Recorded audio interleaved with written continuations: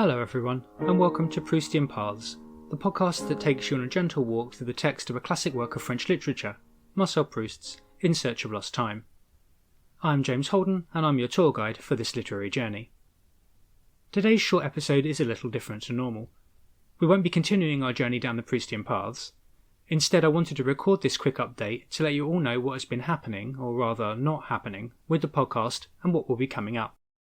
As regular listeners may have noticed, I've not uploaded a new episode for some months now. This has not been through deliberate choice, and I've appreciated everyone's patience as you've waited for the next leg of our journey to appear in your podcast feeds.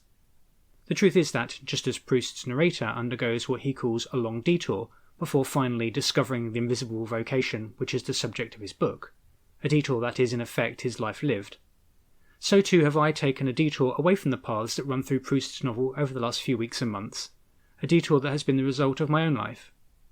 Briefly, last year I went through the process of buying my first house and then in December moving into it. Then in the new year I caught COVID, and after all that, I desperately needed a new computer on which to script and record my episodes. It was getting to the point where I couldn't record 20 seconds without the sound dropping out. However, I'm happy to say that I'm now all settled in my new house, my study is unpacked, the books are on the shelves and the new computer is on my desk.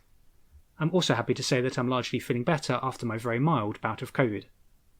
As such, I'm finally able to lead us once again down the winding paths through Proust's In Search of Lost Time.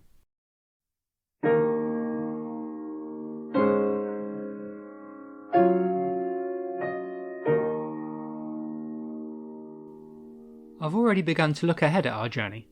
In the next episode, which will be episode 7, we'll be looking at pages 229 to 253 of the English translation of The Way by Swans, that's Swan's Way, published by Penguin, which section follows Swann and Odette's romance.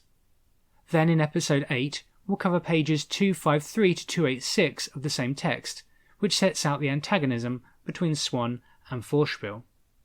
In the end, the whole section called Swann in Love will occupy us all the way up to the end of episode 11.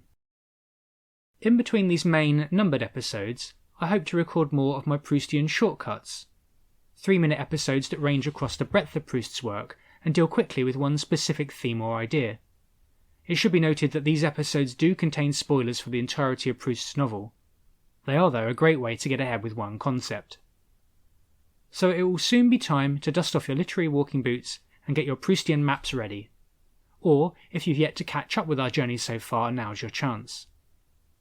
In the meantime, if you've enjoyed the podcast, it'd be great if you could share it with others, follow the channel, and leave a review wherever you get your podcasts. You can also follow the show over on Instagram and Twitter, where you'll find much more Proust-based content from me, including release dates for future episodes. Finally, if you'd like to support the show, you can now do so over on Ko-fi. Any support is, needless to say, entirely optional and hugely appreciated, and will help and encourage me to continue working on content for the channel. If you do want to support me in this way, just visit ko-fi.com/Proustian Paths and follow the links. You can also find this link on my link tree in my social media bios. Thanks once again for listening to the show, and I hope you'll join me again in time.